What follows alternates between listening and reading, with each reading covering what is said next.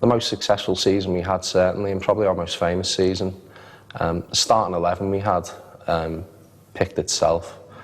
It was an excellent side. We had the best keeper in the world, solid backline, the likes of Bracewell and Peter Reid in midfield. Also Sheedy, all-time great of Everton Football Club and the best left foot I've ever seen. My most vivid memory of that season, I was only 8 years old, was Graham Sharp scored an absolute screamer at Anfield to win us the match. Probably the most famous night that we've had at Goodison Park also came later that season when we beat Bayern Munich 3-1 Cup Winners' Cup. We also went on to win the league that season. From September onwards, we just seemed to be winning every game.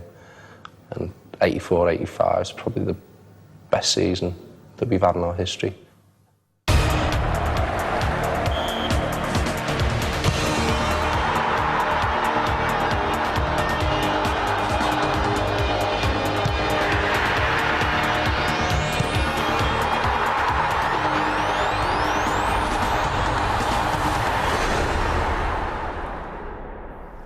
Hello, welcome to the season. This edition of the show is of special interest to anybody with the Z-Cars theme tune on their iPods. We're going back to 1984-85, the season that Everton finally emerged from the large, annoying shadow cast by the light reflecting off all that silverware across the city at Anfield and established themselves as a power at home and in Europe. Talking us through it is a man who played through it and picked up the PFA Player of the Year award in the process as Everton chased the treble, Peter Reid. Peter, you were at Goodison for 7 seasons, you won more than one league title, more than one cup. How significant is that season in Everton history? Well, it was massive, obviously. Winning cups is, i.e. the icing on the cake, but when you win a championship, and especially the Evertonians, after, which you rightly said, put up with from across the park, Liverpool was so successful through the 70s and the early 80s. So it was a massive, massive boost for the Blue Half of Merseyside. And to put it in context, we should remind ourselves just how bad things have been the season before. Miserable run in the league, crowds down as low as 9,000, almost going out of the Milk Cup to Oxford, and fans campaigning for Howard Kendall to be sacked and the board of directors to follow him out the door. It was a really difficult time for everyone concerned, especially with the success Liverpool were having over the park. But the board of directors stuck with the manager. We played Coventry New Year's Day, I think, and 13,000 cushions on, leaflets, get Kendall, Carter out. So it was a real difficult time. Turning point for me, a lot of people go on about Oxford, was Stoke City away in the FA Cup when the manager Howard come in, and obviously he was under pressure, but he opened the window, the old Victoria ground, opened the window in the dressing room, and all you could hear was Evertonians. I think we took about 10,000 fans there, and Howard didn't have a team talk. He just said to us, go out and do it for the fans. We won the game 2-0, and the rest, they say, is history. All right, let's take a look at a bit of that history. Everton against Watford in the FA Cup final, May 1984.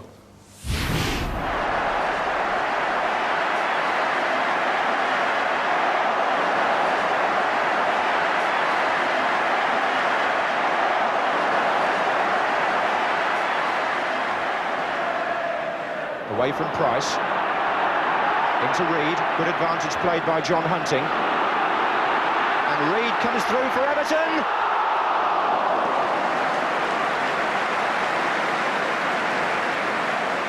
Well, Peter Reid, a battler to start with in the middle of the field. He's always been that, a competitive edge to his play, but when he saw the chance to go through on his own, he took it. Richardson. And here he is again. And the cross headed half away. And Stephen Sharp! And a goal for Everton by Graham Sharp!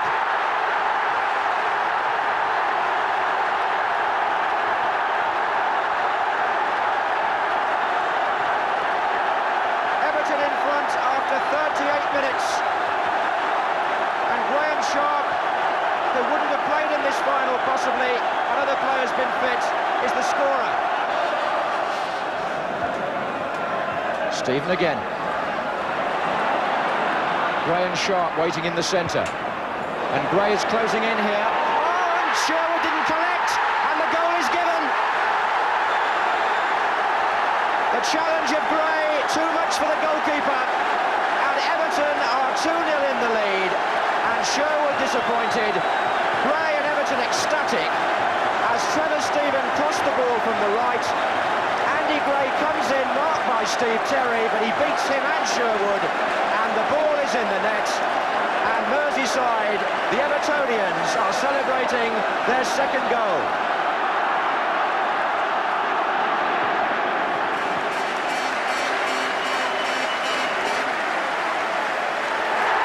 A memorable moment for Evertonians everywhere. Their first major trophy for 14 years.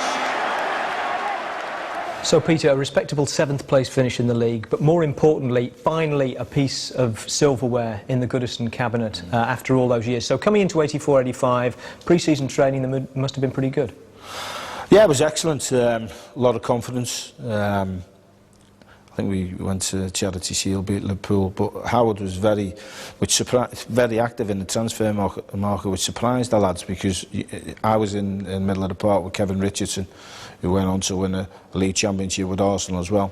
And Howard went out and bought Paul Bracewell from Sunderland for I think it was about 250 grand then, extortionate fee, to go in the middle of the park with me and Pat Vandernow, and it raised eyebrows in the dressing room. But what it did for us, you know, no one's safe here, no one's got a place, we all have to play for a place, and Paul Bracewell was a really good young player, and Pat Vandernow a great defender, so it got us all on our toes at the start of that season. I'm laughing because we didn't have a great start, but it was meant to get us all on our toes. Talk about Howard Kendall a bit then, though. I mean, he obviously knew what was expected at Everton because he'd been there as a player, part of the 69-70 championship side. What was he like as a manager? Of course, he was there with his old midfield partner, Colin Harvey. Yeah. Well, he was there with Mick Eaton at first, and then he moved Colin Harvey up, which was a masterstroke. He had a lot of young players. People forget that, you know, the Southalls, the Sheedys, the Ratcliffes, the Graham Sharps, the Adrian Eats, Trevor Steven, all these were young lads, hadn't got a lot of experience. Then he got two old players in, me and Andy Gray. But Howard was great with us. You know, after the difficult time, we got on in a decent system of play. We all good balance side, and what he was very good tactically before games and at half time, but he knew how to give you the G up in his own way, and his training was fantastic. All ball work, everything was with the ball. Obviously he did a lot of running, but everything revolved around technique, and he's been the most successful manager in Everton's history, and rightly so. He was excellent. All right, well, before we go any further, let's hear from Howard Kendall. Here he is speaking right after the FA Cup final victory over Watford and talking about the turnaround at the club. The people that I wanted to stay with me were the people on the terraces, because I had tremendous affection with them as a player, and although I needed a little bit of support at that particular time, which the chairman and directors gave me, it was the people out there that I cared for and wanted to do well for. And when I went back to Everton, I wanted them to remember me as a good player. Yeah. And when I said, whenever I leave Everton Football Club, I want them to remember me as a successful manager. And hopefully today's gone a little way towards that. Pete, you hear Howard talking about, you know, how he wants to be remembered. His legacy, as far as the fans are concerned, obviously important, and the fans really loved him. Well, he was part of that great midfield trio, wasn't he? Alan Ball, Colin Harvey, Howard Kendall, who won the championship in 1970. Successful as a player, and he was desperate for success as a manager. And he would have realised that, I mean, fans at all clubs want their teams to play well, but there's a certain standard expected by Everton fans. They're not happy if you just win. I think it was called a school of science at Goodison, and obviously Howard wanted us to get the ball down and play, but we mixed it as well. If someone wanted a battle out there, so to speak, we could do the physical side, but we had a lot of quality players, and that's the way he wanted us to play. All right, we're going to take a break there. When we come back, we'll get stuck into the 84-85 season. Welcome back. It's October 1984 and Everton have had a decent start to the season. They're lying 4th in the table and dreaming of their first league title since 1970. In the meantime, they'd settled for their first win at Anfield since 1970. Here they are up against Liverpool in the Merseyside derby. All the facts you need to know, and some you could probably live without, from John Motson. Everton's unchanged team, with their recent signing, Pat Vanden Hauwe at left-back, are trying to reverse modern history. They haven't won at Anfield for over 14 years, and their supporters are pushed to remember the last time they went into a derby match so far ahead of Liverpool in the First Division table. In fact, it was September 1964 when Everton came to Anfield and won 4-0. 90 years of football history embodied in this fixture. The 131st league meeting, and already Everton are pressing Liverpool, with Sharp going in quickly on Lawrenson. Sharp was up well there. Here's Trevor Steven. Driven, oh! Robillard equal to it. It was a vicious low ball from Trevor Steven. Stevens. It's a good ball. Bracewell on the end of it. Heath's unmarked in the centre. Bracewell's cross, and Robillard again fumbles. And here's Robinson. Rush in the centre. Oh, he's Rush with a chance, and Harper got to him. Whelan.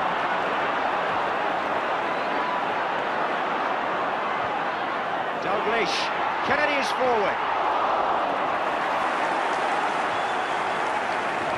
Really back to the old days here, a packed Kop. Indeed, Everton and Liverpool supporters mingling there together. You can see by the caps, a wonderful atmosphere.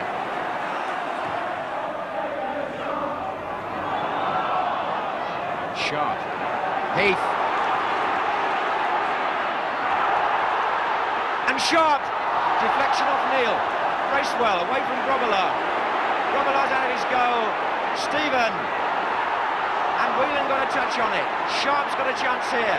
Liverpool player is down injured, but play goes on. Stevens. And now Steven. Robillard isn't sure. And it's gone out.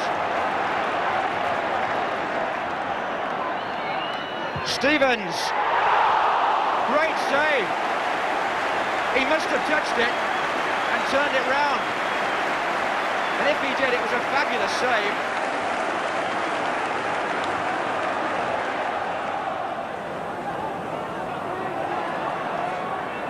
Now Rush, he turned nicely there. And found Dalglish. Everton are playing for an offside, and Rush is through. Good save. It won't come back all at once for Ian Rush. But let's not forget, the goalkeeping of Southall may be the best in the country, or certainly one of the best, when it's 1 against 1. Reed. Stevens. Looking for Sharp, and he got behind Lawrenson there. Did Sharp? What a fantastic goal! An unbelievable finish from Graham Sharp, and the Evertonians have gone berserk. I haven't seen a goal quite like that in a Merseyside derby for years. Absolutely marvellous to see him get behind the defender and then take it first time on the volley, giving Robillard no chance. One of the goals of the season from the Everton number 9. Oh, mistake by Neil. It's Reed who's in here, and he's missed it.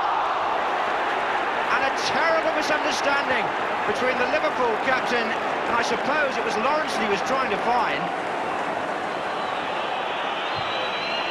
And there it is, a moment of supreme celebration for Evertonians. Graham Sharp's goal, for them, not just the goal of the season, they would call it the goal of the decade. It's their first win here since March 1970. 14 and a half long years they've waited. And Neville Southall, whose save in the first half was so important, can celebrate now. The balance of power may be shifting on Merseyside, and Everton needed this result to prove it.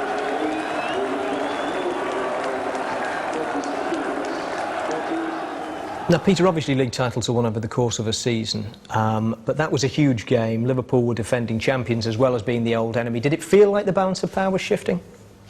There was a confidence about the place, but I mean, the players, we were confident we could go and give them a game. And the biggest thing for us, and me personally, when we were on out at Anfield that day, there was loads of Evertonians dotted around the place, and even in the famous Spine Cup. So besides the players believing it, I think the supporters really believed in it, you know, that we could compete against the best team, who were the best team in England at that time. Yeah, unfortunately for you, the best team in England at the time did reside across Stanley Park. I mean, just give us a flavour of the intensity of that rivalry. Is it the same now as it was then? Oh yes, without a doubt. I mean, when you've got two massive clubs in one city, and I think the biggest thing about the Merseyside derbies, and I think it is unique, it's families, that brothers. There's one blue and there's one red, and I don't think it happens anywhere else. And that rivalry, you can call it a fierce rivalry, but it's a fierce, friendly rivalry, and the massive games. I mean, I remember in this game, honest, this is a true story, tackling halfway line, I think it was Kenny, I think, and tumbling him over, and my uncle, it was a red coming up, you dirty, and I can't, and that is a true story, and I've said, I've turned around, shut up, sit down. Now that typifies Merseyside derbies. And we didn't see it in operation in that game, but for most of the 84-85 season, the striking tandem you had was a pair of Scots. Let's start with Graham Sharp, because of course he'd be worth his place in the Everton Hall of Fame for that goal alone. Yeah. Oh, a tremendous target man.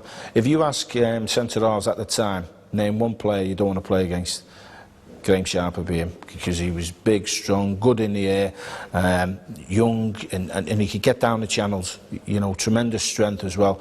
And I don't think he was prolific as more, some of his goals were spectacular, and none more so than the one he got at Anfield. You know, it was a great strike. And alongside him, as we say, not in that game, but in most of your games that season, the talented but painfully shy Andy Gray. Well, me and him, I think me and him both failed medicals, but you know, I think he must have had, his knee must have been bad that day. But both of them up front were really influential, because if we got anything wide to Trevor Stevens or Kevin Sheedy or the fullbacks, and that ball went into the box, you had to defend well. Because them two, and Andy, I mean, I remember him getting a header against Notts County, and he half volleyed it in with his head. Now that was typified Andy, but brave as a lion. Andy Gray coming in 1983 had a huge impact at the club. Graham Sharp, who we'd had for a few seasons by then, really seemed to link up well together. Brought the best out of Sharpie, because he just, from that moment on, he just turned into one of our classic number 9s, and it's a big accolade after likes of Dixie Dean, Bob Latchford. Specifically in 1984-85, I think he scored 30 goals and was absolutely immense. All right, let's take a look at Andy Gray in action now, from the days when only his fellow players and the ref could hear him. Still in play, it's there at last.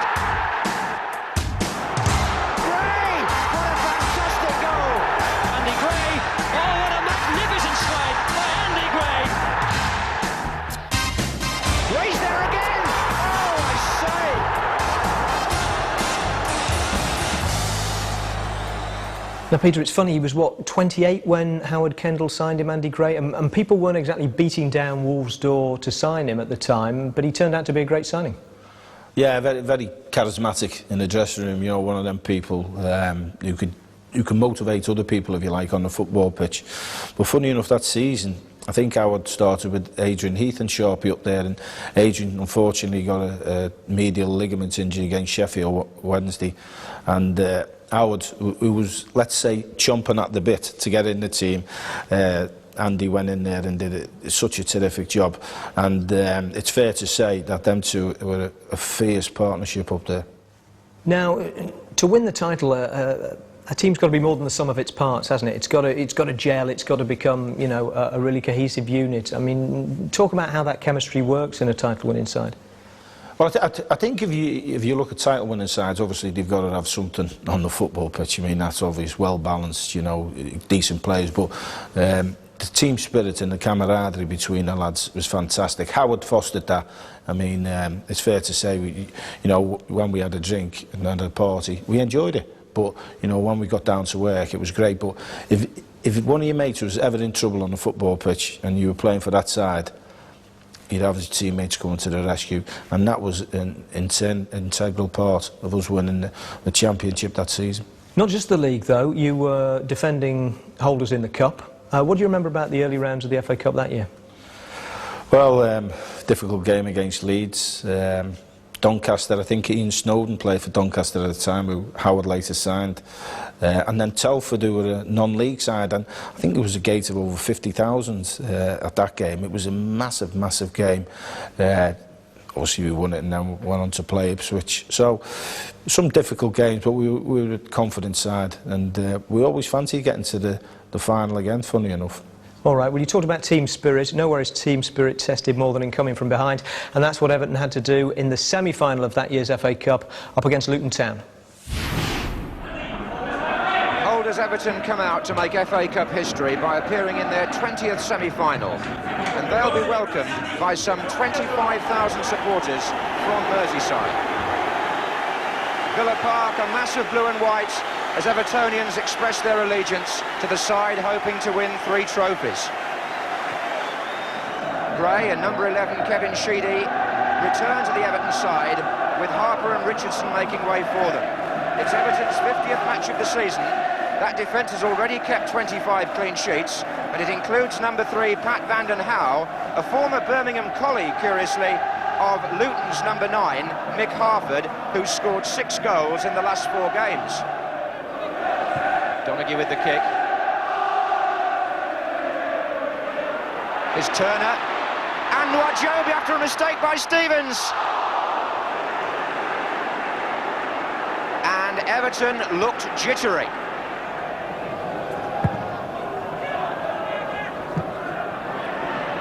Nwajobi.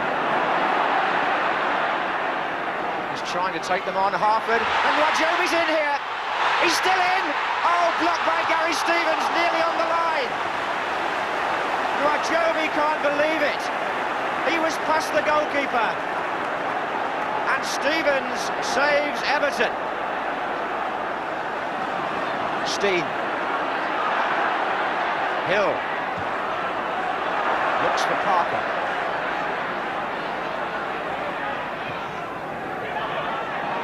Harford's there. And here's Hill. Ricky Hill! Beautifully taken. And Luton deserve their lead. Credit first of all to Harford for unsettling the defence, then to Steen actually for holding one of the defenders off. But when it came out to Ricky Hill, that shot was unstoppable. Here's Turner. Steen. Turner again. Nwajobi! 3 times now he's been close. A good cross from Wayne Turner. Mountfield is forward for the kick. That was Mountfield, and that's Sheedy. And here's Bracewell. He hit the post. A fine effort by Paul Bracewell.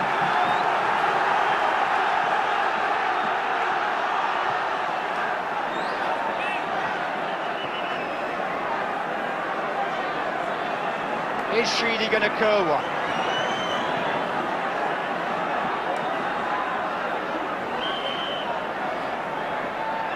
He drove one. It's there! Sheedy! Everton have equalised. Just under 5 minutes from the end. Kevin Sheedy with his left foot found the bottom corner. And Luton, who must have felt they were at the gates of Wembley, have suddenly been dragged back. Vanden Houwe. The last minute of the first period of extra time. Gray looks dangerous again. Reid is coming in. It's Reid!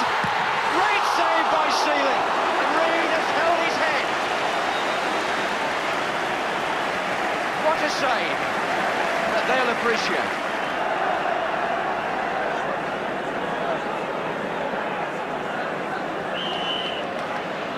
Sheedy curls it. Mountfield's there, and it's a goal! Derek Mountfield! And the free kick does the trick again, and Everton, the holders, are in front for the first time. Kevin Sheedy curled the kick. Derek Mountfield came in for the header. It's his 10th goal of the season, the big centre-half, and it's by far the sweetest for him and for the Evertonians.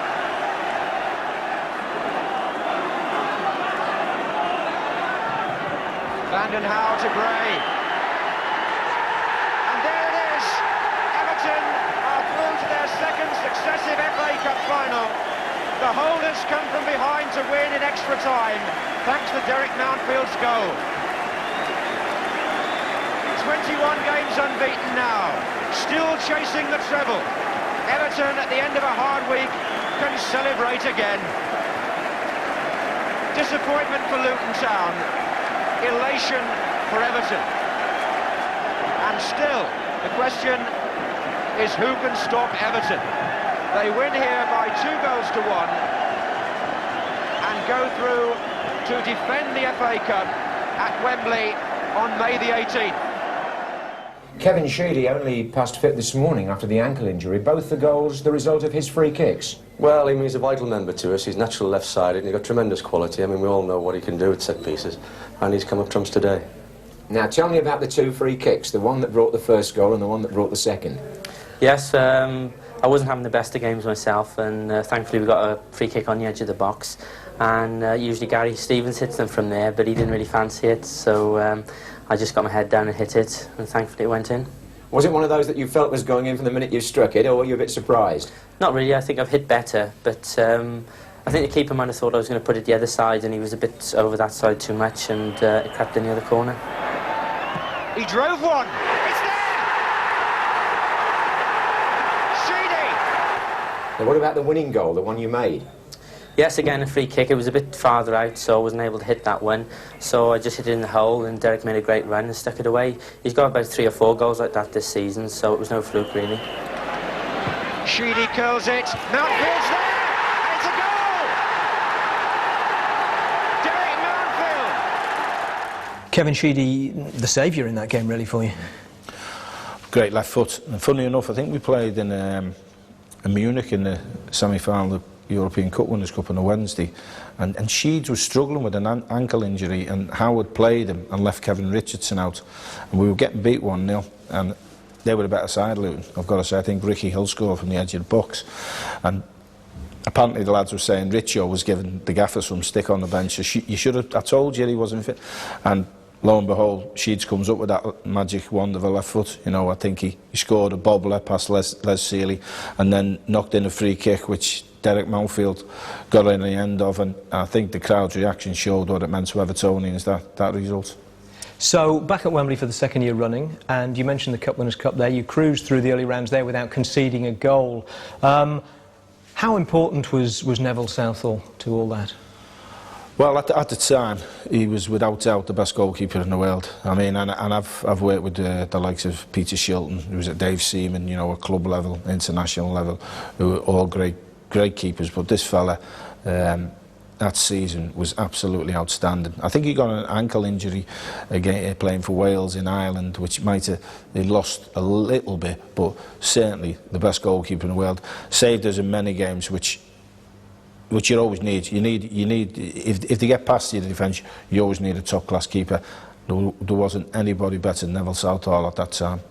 And in front of him is Wales teammate Kevin Ratcliffe. Yeah, pace. I mean, we used to, if you like, hold a high line, because anything over the top, let me tell you, he was like an Olympic sprinter, and he used to get there. But he was an intelligent player as well, very intelligent. You know, he could read situations, but his pace and his strength were absolutely outstanding. And he was a good leader, he was a good skipper. All right, so League Cup and Cup Winners' Cup, the treble was still on for Everton. We're going to take our second and final break now. When we come back, we'll have the run into the 84-85 season.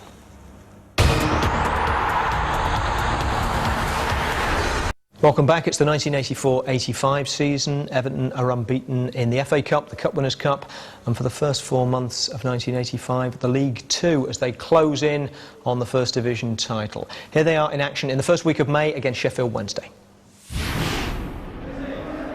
From Boxing Day past May Day, Everton's journey from the dressing room has been made with relish, and their return with a smile.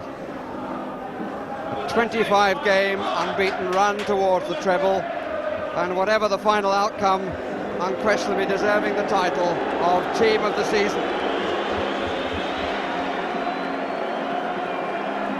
And for their supporters, the added point to whet the appetite, the chance that they could do something which has so far eluded Liverpool, win the Cup and League double.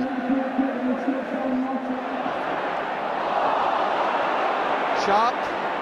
Trevor Stephen, Gray's far post, beautifully chipped up and blocked on the near post by Smith.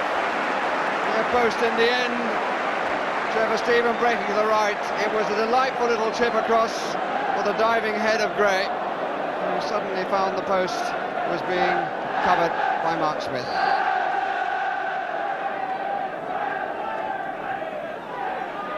Sharp. Surprisingly got away, 3 up to help. Lyons, Gray. Well, he rather mishit it, to tell the truth, but Hodge was already diving across, and the ball filled the space that Hodge had left. So Andy Gray, one of 8 players on the field in the double scoring column for goals, takes his personal tally to 12, to the obvious delight of the Everton supporters. Marwood. Must be Berardi. Oh, what a brilliant save! How did he deflect that? Because I don't believe that Berardi actually hit it very hard, which in a curious way might have made it more difficult. Gray. Sheedy. Fine save by Martin Hodge.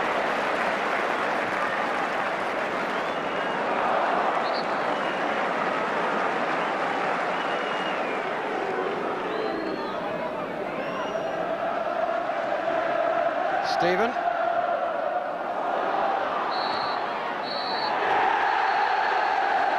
And the championship is there for Everton's taking on their own ground on Monday. And Peter, of course, you did take the title 2 days later at home against QPR. Yeah, it's fantastic. I mean, the crowd were up for it, obviously. I think everyone knew how strong we were, with no disrespect to QPR at the time. We were going to win it, and we were going to win it on that Monday. And I can remember, trying to get to the game. The traffic jams were horrendous, and it was a packed Goodison Park with brilliant atmosphere. And to win it with 5 games to go, 13 points clear of your nearest rivals, who happened to be Liverpool, I mean, that must have been a tremendous sense of satisfaction. Yeah, it was. I mean, to win a championship is fantastic, and especially, as we keep mentioning, them across the park. But I think to win it so convincingly as well, you know, there was no doubt that we were the best side in the land at that time. All right, let's rewind 10 days or so from that game, back to the Cup Winners' Cup. You were through to the semi-final against Bayern Munich, drew 0-0 away. Let's take a look at an absolutely epic second leg at Goodison Park.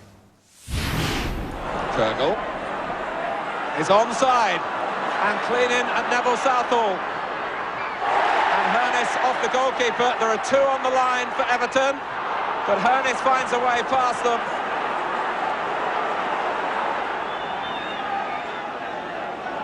Gray goes in. Sharp! The perfect start to the second half. Stevens with another testing long throw. Fast lost it. A goal. Andy Gray. Gray is onside. Played onside by Nagby. And Trevor Stephen. It's settled now.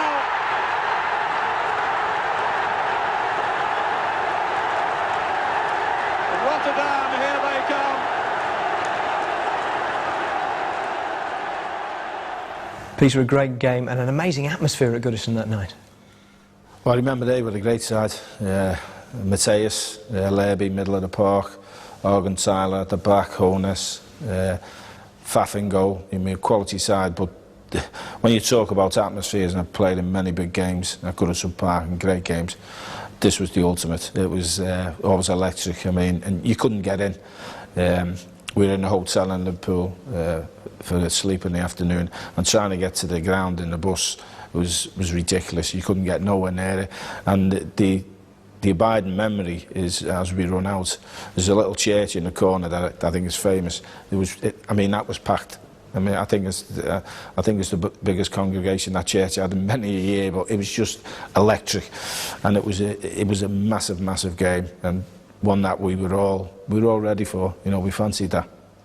But to go 1-0 down. Yeah, really interesting, because we'd played ever so well the first half.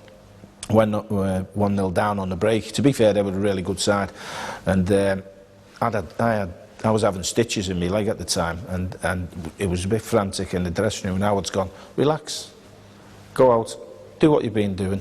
You're kicking it into the Gladys Street end. They'll suck it in. That's all he said. That is all he said. And we went out, and what he said come true. All right, so through to the final of the Cup Winners' Cup. Let's take a look at that now. Everton against Rapid Vienna in Rotterdam.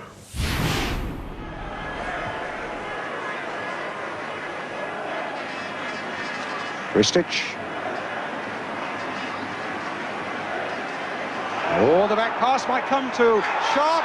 He's got Andy Gray in there. That's the goal!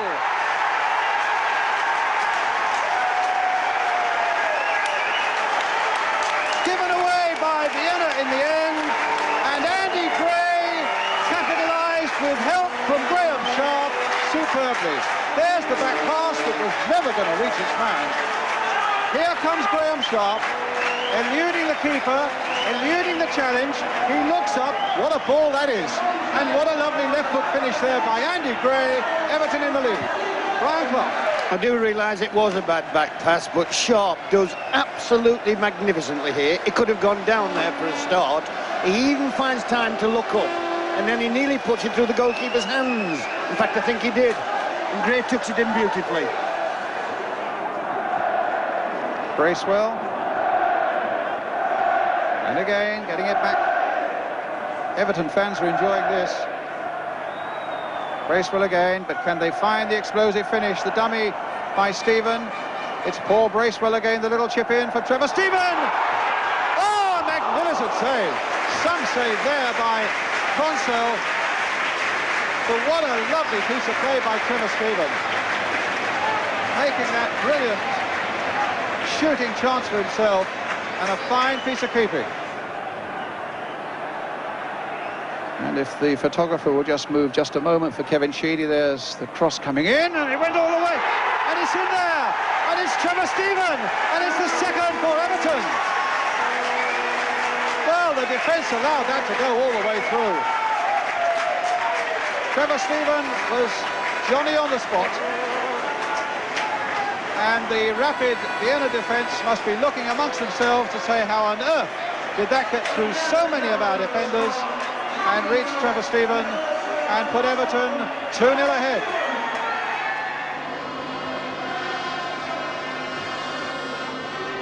Oh, here's a chance for Krenkel. Krenkel!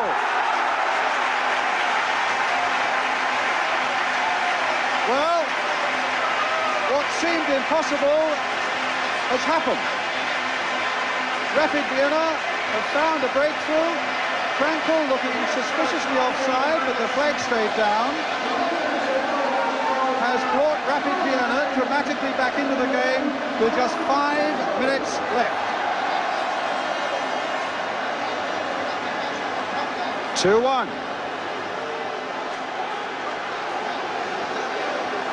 It's amazing what certain decisions can do in football.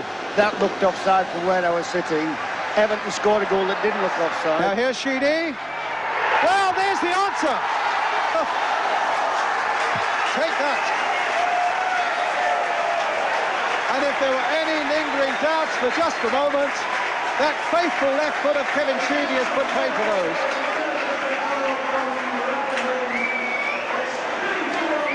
Brian again. A lovely ball by Graham Sharp for Kevin Sheedy. He takes it absolutely magnificently. Looks up, I think it clips the post and goes in. A beautiful reply. They're nearly there. And now they are there. Everton have won it by 3 goals to 1. The goals from Gray, Stephen and Sheedy. Frankel replying for Rapid Vienna. And the Everton fans, 20,000 of them and more in the stadium in Rotterdam. A joyous night for them, and certainly their team has done British football proud as Kevin Ratcliffe raises the European Cup with his cup. Kevin Sheedy with the winning goal there and the distinction of interrupting Brian Clough mid-sentence, which not many players have ever done. Peter, a pretty comfortable win apart from that 60 seconds of anxiety after Krankel scored. Yeah, I think during the game we were always too strong for the Austrian side. They had Krankel in the side, but we went into that game, I don't think overconfident, but extremely confident we were going to win it. I think we knew because they played Celtic at Old Trafford early on in the season because of a crowd incident at Parkhead, so a lot of the lads had been to watch him. So we always knew that we had a bit in the, you know, we were a better side, and it was a great performance. Never gonna get beat, even though they got one back. One thing that really stands out, looking from the perspective of today's game, is the first goal. It's impossible not to imagine Graham Sharp going down nowadays. Yeah, I mean, he gets a touch on the goalkeeper, and the goalkeeper just touches him. Well, it makes contact, as they say nowadays. But Sharpie was just concerned of getting the ball, finding Andy Gray with it. I think he clipped it back through the goalkeeper's hands, and Andy did the rest, stuck it in the net. But yeah, stood on his feet, stayed strong in the box, which I've got to say doesn't happen these days. Well, it doesn't happen. I haven't seen that happen. And players go down a lot easier these days, let's say that. Now, you said the league was the one you really wanted to win, but Everton had never won a European trophy, so how important was it to be the first team to do that? That was massive, massive. I mean, the league was always the priority. Once that was over and done with, and like we said before, it was, you know, we won it early. This was, you know, you're in history as the first Everton team to win it. Well, we're the only one up to now, and it was a massive game for all concerned. And it was second leg of the treble, so we wanted to win that one. Yeah, the treble was still on, but the problem with having a great season is fitting in all the games. 3 days later you had to play Manchester United. That was very difficult because, I mean, I'm talking about the times. If it was happening now, you'd be laid up in Rotterdam and travelling down to London. I mean, I've got to say, we did have a few drinks on the plane, got back onto Merseyside early hours of Thursday morning, and then had to, you know, report to Belfield, which is a training ground at the time, on the Friday to travel down to play a FA Cup final, which, as everybody knows, it's rather tiring, and it didn't help when the FA Cup final was, I think, the hottest. It was a real hot day, we remember that. But that's the way it was in them days. And one goal decided it, not yours? No, it was a great goal. I still blame Pat van der Nauw for showing Norman on his left foot where he was strongest. Norman Whiteside. Norman Whiteside's a big pal of mine, but he was a brilliant player, but he wasn't. He was very similar to me. He wasn't blessed with pace. And obviously that final was Kevin Moran got sent off in that final, but we just caught short, and it was particularly galling because we beat Manchester United 5-0 early on the season. We beat them in the League Cup, and believe it, well, we were a better side than them, but it was one game too far. So, I mean, did that great season then end on an ever so slight downer? That you hadn't finally put... I mean, it sounds ridiculous, doesn't it? But failing to put the final nail into the treble. Well, funny enough, when we come off, you know, we were all disappointed, and this is true. Howard's like, oh, great season, lads, and I've kicked off on Pat van der Nauw because being a winner, what are you doing? Showing him on the left foot, show him on his right foot. No, but so it's kicked off in the dressing room, believe it or not, and we were all like arguing. But after let's say the emotions of the game got over with, it was a great season. Just unfortunate we run out of gas in that final.